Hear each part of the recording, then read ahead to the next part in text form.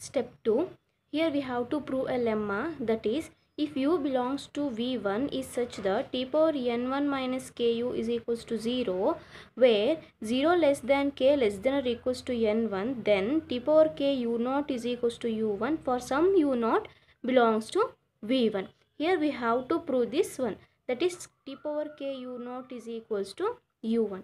Okay, proof. Here the given that u belongs to v1. And here we know that v1 be the subspace of v and it is spanned by v, tv, t square v, so on up to t power n1 minus 1v.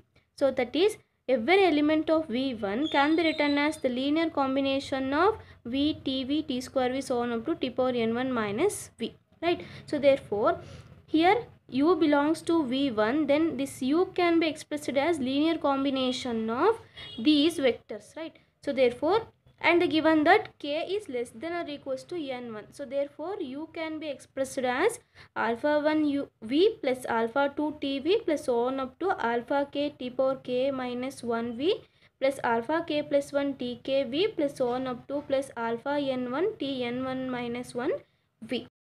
Now apply t power n1 minus k on the both side, we get t power n1 minus ku, which is equals to alpha 1 t power n1 minus kv plus alpha 2 t power n1 minus k plus 1 v plus so on up to alpha k.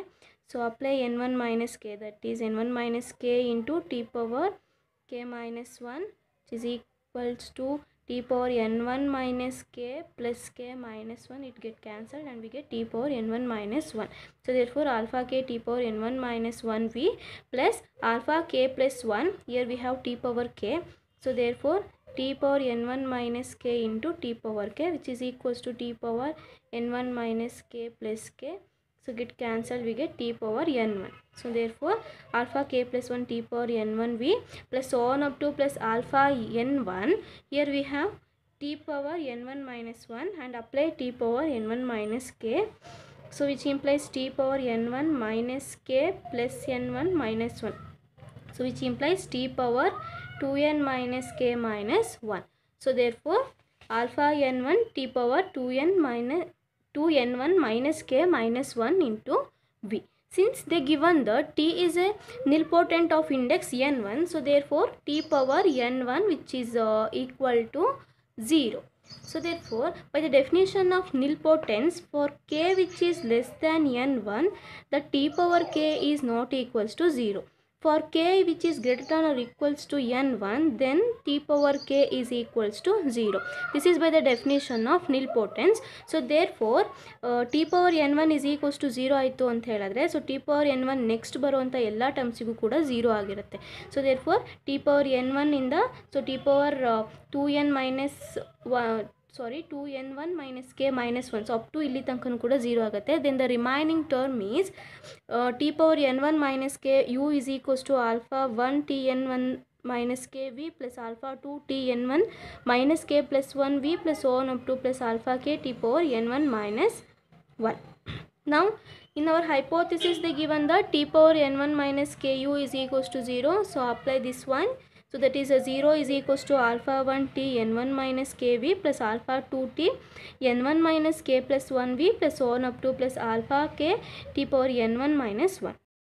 But we know that t power n1 minus kv comma t power n1 minus k plus 1v plus so on up to t power n1 minus 1v are linearly independent over f. So therefore alpha 1 and alpha 2 so on up to alpha k are equal to 0. Now u is equal to, since alpha 1 alpha 2 so on up to alpha k is equals to 0, the remaining term is alpha k plus 1 t power kv plus so on up to plus alpha n1 t power n1 minus 1 into v.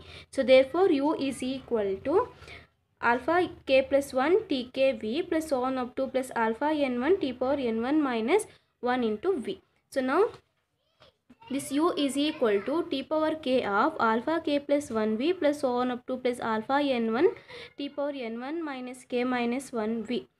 Now u is equals to t power k u0, where u0 is equals to this term, that is u0 is equals to alpha k plus 1v plus so on up to plus alpha n1 t power n1 minus k minus 1v, which belongs to v. And Hence we prove the lemma.